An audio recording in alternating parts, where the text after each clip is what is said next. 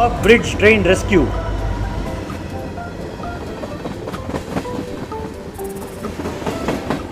एक गांव में आयरन लेग अंजी नाम का व्यक्ति रहता था। उसका ये नाम रखने की वजह थी कि वो जहाँ कहीं भी अपना पांव रखता वहाँ पर सिर्फ अमंगल और अशुभ काम होती थी। एक दिन अंजी एक शादी में गया। जैसे ही दूल्हा और दुल्हन माला बदलने वाले थे कि दूल्हे के पिताजी ने कहा, रुको, ये शादी नहीं हो सकती। परेशान होकर दुल्हन के पिताजी प्रसाद ने पूछा, क्या हुआ समधी जी? क्या हुआ पूछते हो? अभी अभी मुझे पता चला है कि तुम्हारी बेटी का किसी और के साथ लव अफेयर था, इसीलिए ये शादी नहीं हो सकती।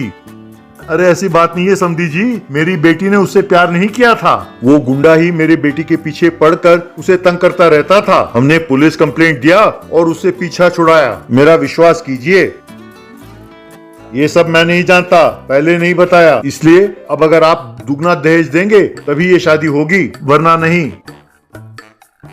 ये दहेज देने के लिए ही मुझे कर्ज उठाना पड़ा।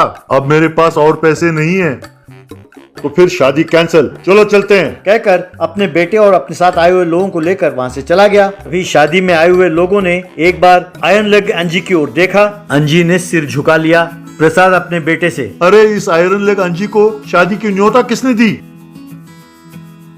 मैंने ही बुलाया पिताजी, ये मेरा बचपन का दोस्त है ना। तब प्रसाद ने सिर पकड़ लिया और कहा, अरे बेटा, तुम शहर से आए हो, तुम इसके बारे में नहीं जानते।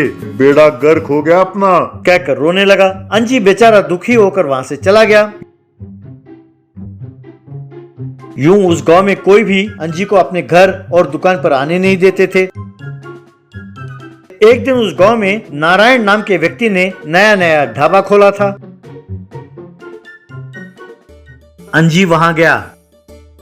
आइए सर, आइए, आप ही हमारे पहले कस्टमर हैं। आपका जितना दिल करे खाइए सर, एकदम मुफ्त है। आप अपना दाहिना पैर अंदर रख कर आइए सर। अंजी बहुत खुश हुआ। उसने ढाबे में पैर रखा, बस ढाबे की रसोई में आग लग गई। बेचारा नारायण परेशान होकर आग बुझाने अंदर चला गया। बाद में नारायण बाहर आया और, ए भगवान, आज ढाबे का पहला दिन है और आज ही हजारों रुपए का सामान बर्बाद हो गया जलकर, कहकर रोने लगा। तभी वहाँ जमा हुए लोगों में से एक, जलेगा नहीं तो और क्या होगा? अरे इस आयरन लेग अंजी को तुमने अंदर बुलाया ना, यानी तुमने सत्यानाश को स्वागत करके अंदर बुलाया है, अब भुगतो। नारायण परेशान हो गया। अंजी के समझ में नहीं आया कि वो क्या करे। वो बेचारा रोते हुए घर चला गया। अंजी अपनी माँ अंजलि से, ये क्या माँ, मेरी ऐसी फूटी किस्मत। अरे लड़की का कोई लव अफेयर था तो इसमें मेरी क्या गलती है? अब ढाबे में अगर शॉर्ट सर्किट हुआ है तो मेरे वजह से हुआ था क्या? वैसे मैं जहाँ कहीं भी जाऊँ ऐसा क्यों होता रहता है माँ? ये सब देखता हूँ तो मुझे भी लगता है कि मैं आयरन लेग हूँ। नहीं बेटा, तुम्हारी कुंडली गलत नहीं है, तुम किसी कारण से ही पैदा हुए हो। ये लोग मूर्ख हैं जो हर चीज को तुम्हारे सर पर डालकर खुश हो रहे हैं। सच तो ये है कि तुम जहाँ कहीं कदम रखो वहाँ अच्छा ही होता है। गांव वालों को ये बात बहुत जल्द पता चलेगा, तुम देखते जाओ। कुछ दिनों बाद उस गांव में एक रेलवे स्टेशन बनाया गया। उस गांव से गुजरने वाले नदी के ऊपर एक लॉग ब्रिज बनाया। रेलगाड़ियां उस लॉग ब्रिज के ऊपर से धीरे से जाती थीं।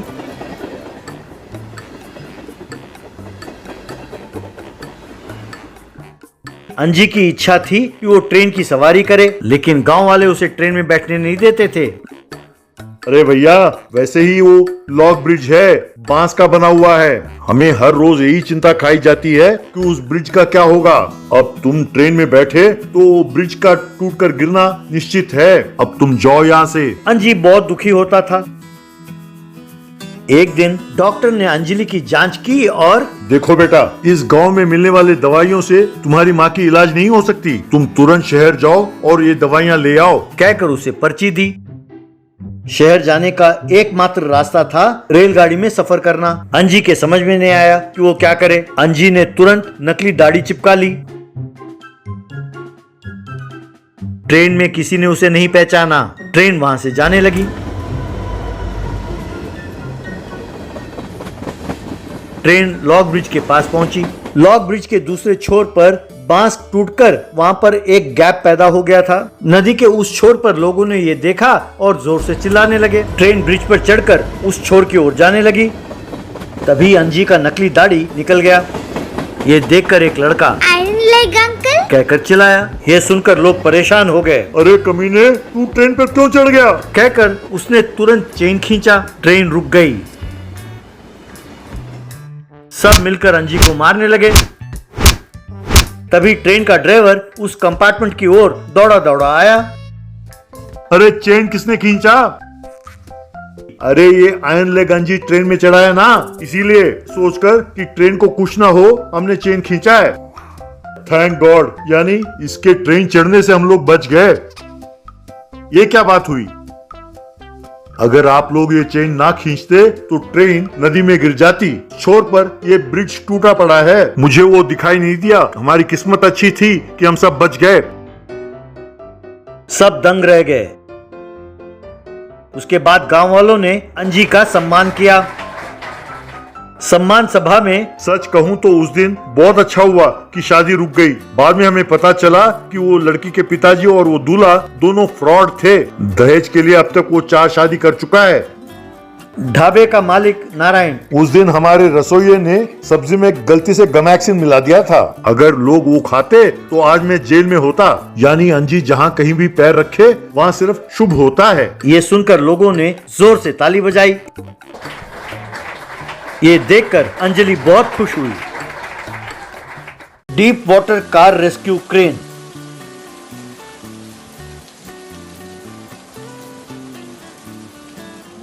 बरहतपुर नाम के गांव में एक पाठशाला था। रवि और नंदू नाम के लड़के उस पाठशाला में पढ़ते थे। रवि धनवान का बेटा था।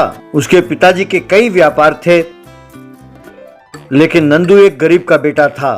उसके पिताजी एक मंदिर के पास चप्पल स्टैंड लगाकर गुजारा करते थे। नंदू हमेशा क्लास में फर्स्ट आता था। देखा बच्चों, इस बार भी नंदू ही फर्स्ट आया है। कॉन्ग्रेचुलेशंस नंदू। नंदू गरीब परिवार के होते हुए भी खूब मेहनत करके पढ़ता है और क्लास में फर्स्ट आता है। रवि, तुम भी बहुत होशियार हो। तुम भी बहुत अच्छा पढ़ते हो, पर हमेशा तुम सेकंड रैंक ही क्यों आते हो? इस बार जरा मन लगा कर पढ़ोगे तब तुम नंदू से ज्यादा मार्क्स ला पाओगे। ये सुनकर रवि को बहुत गुस्सा आता था, इसलिए वो नंदू से नफरत करता था। अगली परीक्षा के लिए रवि मन लगाकर पढ़ने लगा। फिर दोनों ने परीक्षा दी, लेकिन इस बार भी नंदू ही फर्स्ट आया। जब टीचर फिर से उसकी तारीफ करने लगे तो रवि को और गुस्सा आया। उस गांव के पास ही एक बहुत बड़ा हाईवे था। हाईवे के पास ही एक नदी थी। जब भी बाढ़ आता तो नदी का पानी सड़क को डुबो देता। तब सारी गाड़ियां वहीं के वहीं रुक जाते। इससे आने जाने वालों को बहुत तकलीफ होती थी। एक दिन अचानक नंदू के पिताजी गुजर गए। इस तरह नंदू को पढ़ाई बंद करनी पड़ी और अपने पिताजी का काम संभालने लगा। ये बात जानकर क्लासरूम में टीचर, बच्चों, ये खबर सुनाते हुए मुझे बहुत दुख हो रहा है कि हाल ही में नंदू के पिताजी गुजर गए हैं। नंदू की माँ की तबीयत भी बहुत बिगड़ी हुई है। इसके वजह से नंदू को ही अपने परिवार का देखभाल करना पड़ रहा है। इसीलिए बेचारे ने स्कूल पढ़ाई सब बंद कर दी। ये बात उसने मुझे कल ही बताया। I feel very sorry for him. ये सुनकर बच्चे बहुत दुखी हुए, लेकिन रवि अपने मन में, अरे वाह, ये तो बहुत अच्छी खबर है। और आप कहते हो कि दुख का खबर है। मुझे ये तो पता था कि उसके पिताजी गुजर गए हैं, लेकिन मैं नहीं जानता था कि वो स्कूल आना बंद कर देगा। याहू! मुझे कितनी खुशी हो रही है, बयान नहीं कर सकता। अब नंदू नहीं है तो क्लास में मैं ही फर्स्ट हूँ। यूं मन में सोचा, लेकिन बाहर अफसोस जताते हुए रवि नंदू को मंदिर के पास मिलता था। यूं कई साल बीत गए। दोनों बड़े हो गए। नंदू एक क्रेन में ड्राइवर का काम करने लगा। रवि ने खूब पढ़ाई की और एक कंस्ट्रक्शन कंपनी का ओनर बन गया और नंदू उसी कंपनी में क्रेन ड्राइवर का काम करने लगा। एक बार कंस्ट्रक्शन कंपनी के पास नंदू काम कर रहा था। तभी रवि कार में वहां साइट के पास पहुंचा।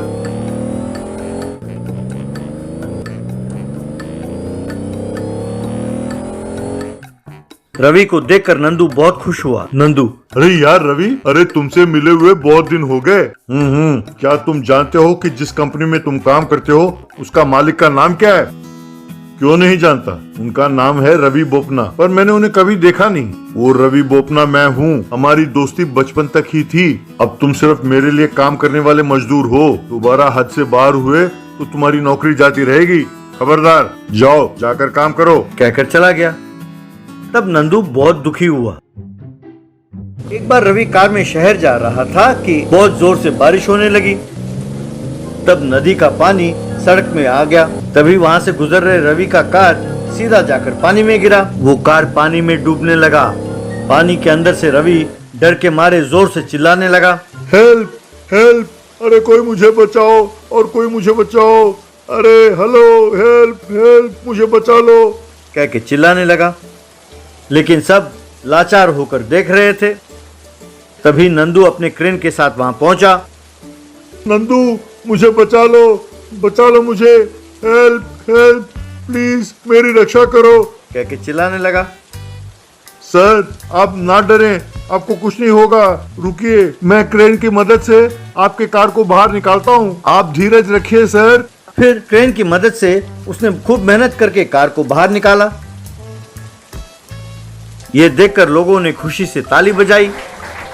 रवि ने नंदू को गले लगाया और थैंक्स यार नंदू, तूने मेरी जान बचाई है। अगर मुझे कुछ हो जाता तो मेरे परिवार को क्या होता। थैंक यू वेरी मच यार, यू आर वेलकम सर। जब कोई मुसीबत में हो तो उसे बचाना एक इंसान का फर्ज है सर। मैंने भी वही किया, इसमें मेरा कोई बड़प्पन नहीं है सर।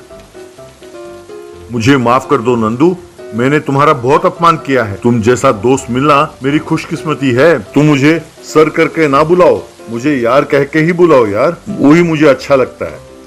इस तरह दोनों फिर से अच्छे दोस्त बन गए।